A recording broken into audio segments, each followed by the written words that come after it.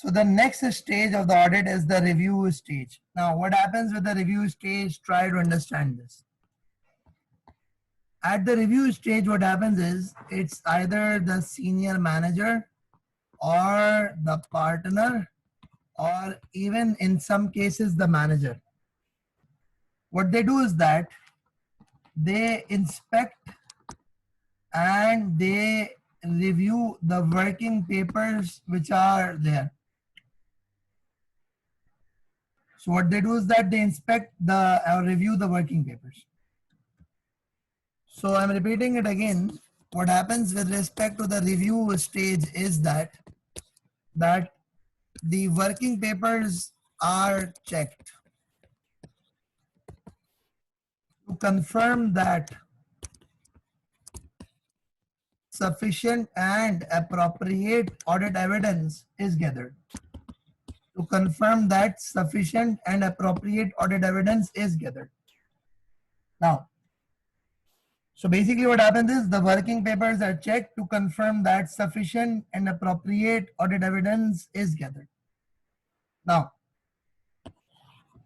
so if yes, the team working under you has gathered sufficient and appropriate audit evidence, then what would happen is you will go on to conclude the audit. You will go on to conclude the audit. I'm repeating it again. If the people working under you have gathered sufficient and appropriate audit evidence, then you'll go on and conclude the audit evidence. There is a question, who is actually going to check? It's going to be the senior manager. It's going to be the partner who is actually going to be the reviewing, who is actually going to be reviewing. They would be checking it. Now what next is there? If these managers, these partners, they think that sufficient or appropriate audit evidence is not gathered, then they would actually direct they would direct the team to perform additional audit procedures. Additional audit procedures to gather evidence. So it's actually like this. If they think they're satisfied, then they go on for the opinion. If they're not, they go back to the performance stage and then again the review is performed. So I'm repeating it again. The review is performed. If sufficient and appropriate audit evidence is gathered, you go for reporting. If sufficient and appropriate audit evidence is not gathered, then you go on, perform additional procedures. And once you are satisfied, then you go on for the report. So basically what happens is the additional audit procedures are performed to gather evidence if there is sufficient and appropriate audit evidence not gathered through the procedures performed. Now what next is there? Let's move a bit forward. If I move a bit forward, then what happens is the final stage of the audit is that you go for reporting, you go for drawing the conclusion. You go for reporting, you go for drawing the conclusion.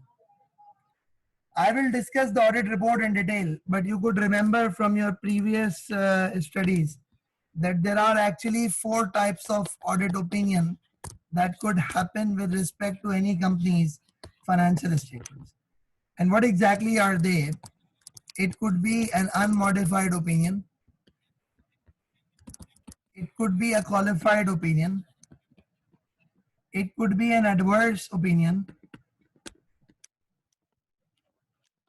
And it could actually be a disclaimer of opinion. So let me repeat it again. It could be an unmodified opinion. It could be a qualified opinion. Could be an adverse opinion. Could be a disclaimer of opinion. And what exactly are they? Financial statements give a true and fair view. Financial statements give a true and fair view. What is this qualified opinion? This is except for financial statements give a true and fair view. Then we've got an adverse opinion where the auditor mentions that financial statement do not give a true and fair view.